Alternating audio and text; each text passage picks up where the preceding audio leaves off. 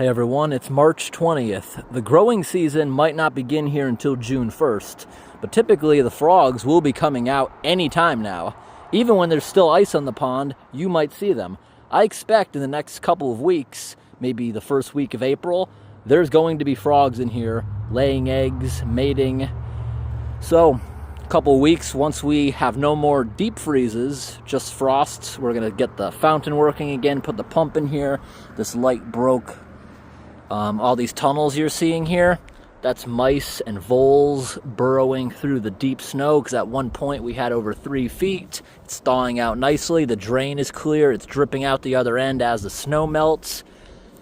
I have seen frogs come out before in March. I even saw frogs come out during a deep thawing period. I think it was December.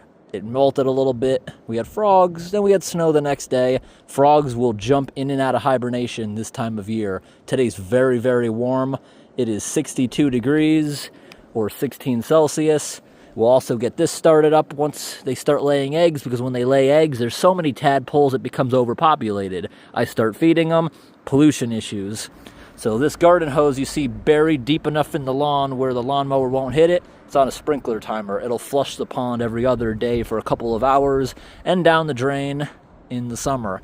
Without that drain, it overflowing a little bit, tadpoles would come out, get stuck in the grass when the water stops.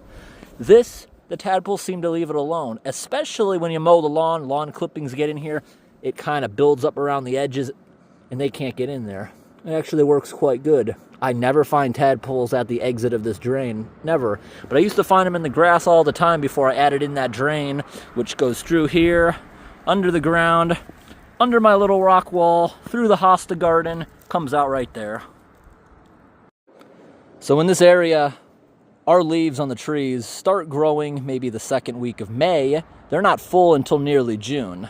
So, what do you think? Did the tiny, tiny little maple tree survive the winter? I think it did, because it is red in color, which all the maple tree branches turn right before they're about to bud.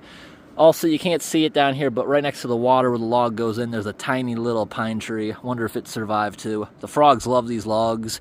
The pond is about almost 3 feet deep. Got some cattails in here. Thanks for watching. I can't wait for another frog season. This year, unfortunately, we're going to have to either build another pond or we won't be able to rescue any from the drainage ditches. The reason I have so many frogs, I rescue the eggs from the drainage ditches before the ditches dry up, because if the ditches dry up, all the frogs die.